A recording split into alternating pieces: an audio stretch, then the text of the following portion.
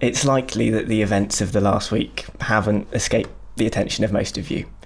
It's events like these that make me stop and shudder. I'm not going to go into any detail on this particularly today because I'm aware that you might not be prepared for that this morning, and it's unfair on those who might be triggered by the subject matter. But I promise that not all of my talks will come with trigger warnings in future. But I do like to talk about important things, and important things are difficult to talk about. So yeah, the events of the last week kind of changed my whole talk at the last minute. So I want to talk today about actively waiting for the kingdom. It's something that I feel should be rather self-explanatory, but weirdly, at least, well, in my opinion, I see that a lot of people don't quite get it, and maybe I don't quite get it either. Certainly not always, but I'm going to do my best to. See, it's stories like Sarah Everard's that make me desperately want to see change. Change! Oh, that dreaded word, the kryptonite of Christadelphia. But seriously, if you saw a problem that you felt you could change, or at least add to, and you didn't do anything, or even worse, you enabled those who are causing the problem to be worse, how would you feel? Personally, as an engineer, I can't help but to see problems, and then immediately I try and think of solutions.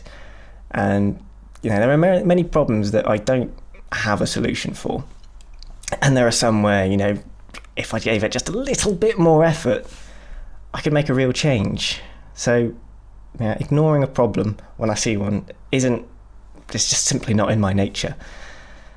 But that's what makes me wonder then, where we go a little awry. Do we pick and choose what we fight for?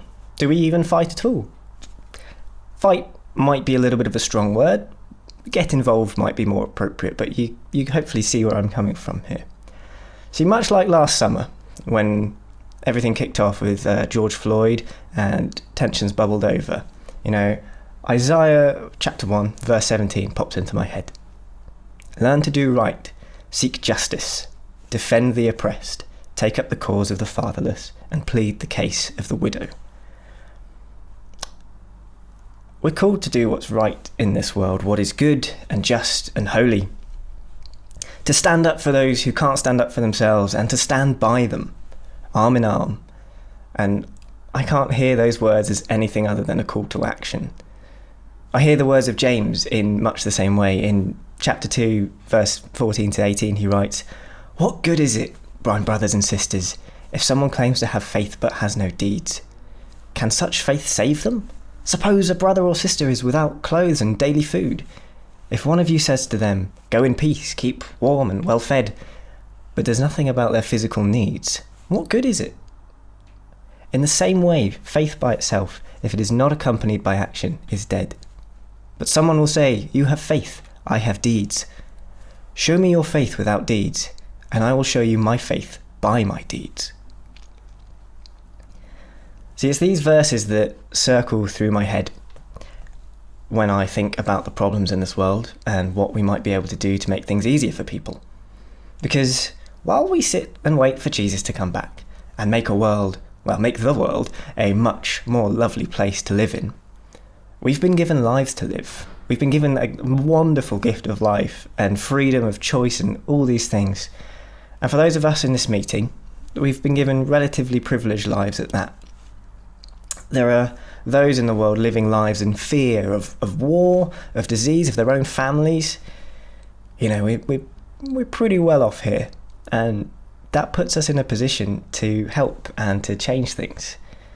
See, those verses in James don't just apply to the literal feeding of people, but I believe they relate to the rest of our lives as well, to the problems that we see and deal with throughout them. And, we sure see a lot of problems as we live our lives, and not just our personal battles.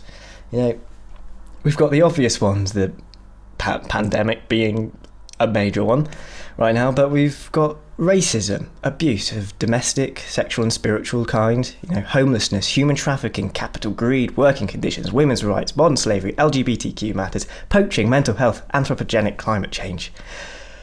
the list goes on. And it's overwhelming, quite frankly. Where do we start trying to fix things? Because I want to fix them all. But I know that's impossible. It's not my job. Jesus will do that one day. We're told he'll fix things good and proper. But in the meantime, what am I going to do with my faith? What's the point in me having a faith if I'm just waiting for the end? If I'm just, being nice for 70 years? Just as James said, we should be doing things. We should be actively pursuing a better world. Now, Jesus ruffled feathers. He stuck his hands in where no one else would. He literally got his hands dirty to heal those whom no others would touch and to show his respect for humankind. And if I want to be at all true to this bracelet that I wear on my wrist, then I'm going to need to get stuck in and get my hands dirty like Jesus did.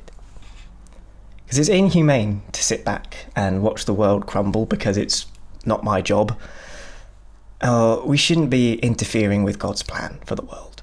If we can go around delivering meals to the homeless and building wells in distant villages to give them access to clean water, then we can surely get behind the women who have been abused, those who are discriminated against because of their skin colour, sexuality or health. We can recycle more consciously even, think more sustainably and drive less. These are kind of straightforward things we can do compared to, flying out to Africa every summer or winter. So where do we draw the line? Why should we draw a line? When did we shirk our Good Samaritan colours and adorn those of the road-crossing Levite? As far as I can see from the words of James, Paul and Jesus, these are not political issues. They all got involved. We label them as such to excuse ourselves from having to get involved, from having to dirty our hands. A young woman fearing for her safety as she walks down the road is not political. Black men being killed disproportionately in America is not political. The increased warming of global temperatures is not political. These are all human issues. They all have a human cause. And I believe they're issues that we are called to face head on and deal with. I think that we are asked to do what we can to alleviate the pain caused by world problems. We do so well when it's easy to be the hero. But where do we go when we're required to expose ourselves and examine our own prejudices and ideas and put them in the spotlight to come to the aid of the oppressed and vulnerable? In the entirely non-biblical words of Spider-Man, when you can do the things that I can and you don't, and then the bad things happen, they happen because of you. And that really hits a nerve with me. I was watching Captain America the other day and that came on. I thought, I need to use that sometime. So what can I do? What can you do? I don't know about you, but I love a bodge job. Now, my fridge hasn't kept anything below 8 degrees for at least 6 months, and it's about 14 at the top if you leave the light on. And the shelves of the fridge door are also held in place by parcel tape currently. Not even duct tape, parcel tape. That's all I had. But it works for now. At least I can store my milk ever so slightly precariously until my landlord may or may not decide to buy us a new fridge. And that's weirdly relevant to this life lark. I could have just left it and waited for the right person to come along and fix it for me. Replace the whole thing with a beautiful, new and functional fridge. One with an ice dispenser. Those are cool. But I don't know when I'm going to be able to get a new fridge. Or if I'll even be able to. I don't know when this repairman might come, or if he'll even come during my tenancy. So, in the meantime, I'd be struggling to fit anything in, to keep my oat milk cool, and it would, it would make me pretty miserable. And also anyone else who comes into my house eventually and wants some milk or cheese or, I think there's some spinach in there too.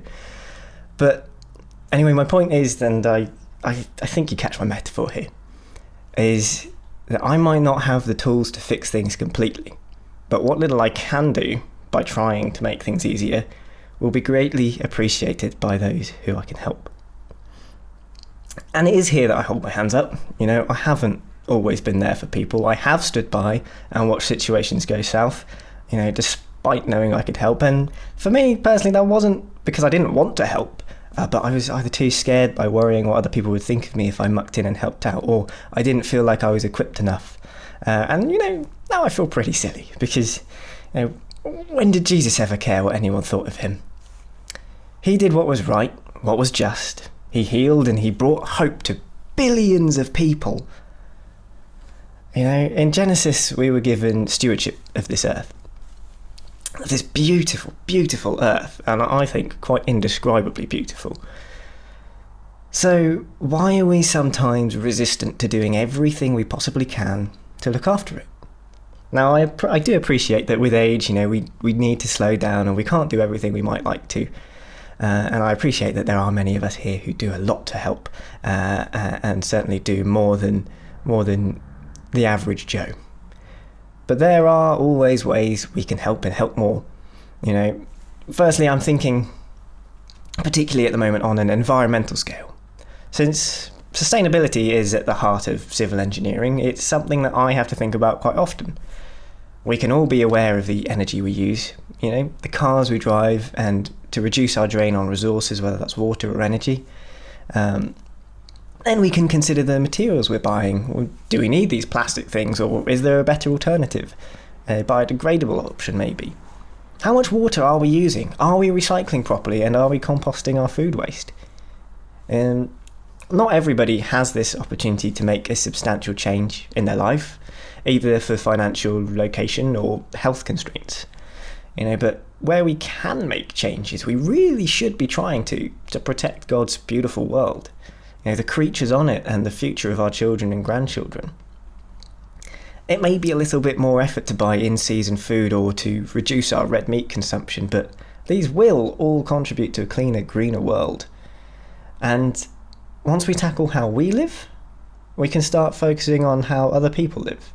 It snowballs and it's all interlinked.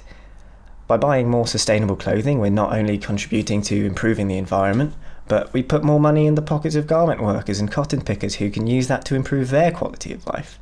With an improved quality of life comes better access to education and life opportunities, healthcare and living conditions. These they enable those with that access to help out other people, and the effect continues. With a good quality of life, we have the ability to go out and stand with people against atrocities, misogyny, racism and discrimination. That's what makes it even more powerful when those who have nothing give their all and stand up too. Okay, these might be slightly idealised processes, but the basic concept holds up. Ethical choices are the backbone of God's plan. It's what he wants us to do. When Paul lists off the fruit of the Spirit in Galatians 5, he precedes it by saying, "You, my brothers and sisters, were called to be free, but do not use your freedom to indulge the flesh. Rather, serve one another humbly in love." It's clear we've been given the freedom of choice, and Paul is encouraging us to choose a life of servitude over the comfort of indulgence, and that is the ultimate ethical choice. So I wholeheartedly believe that we are called to live ethically, to actively do things that are good and right and just throughout our lives. It makes sense. And it goes beyond spiritual ethics. It goes beyond simply loving your neighbour to showing that you love your neighbour. It means we're called to call out what we believe to be wrong, to say no to harmful and dangerous behaviour, to lift up the oppressed, to help everyone and anyone we can, to put our heads above the parapet and stand up for those cast out by society, to sit with the lonely, to cross-examine our own community and our own ideas, acknowledge our failings and make it better. Jesus laid down his life for humans he would never meet in his physical life. The least we can do is expend a little bit more energy or money or take a bit of that judgment in order to do the right thing and do a bodge job on our lives so that other people might live in fairer circumstances. Our sacrifice is minimal compared to his, and now we remember him and that sacrifice through the bread and wine.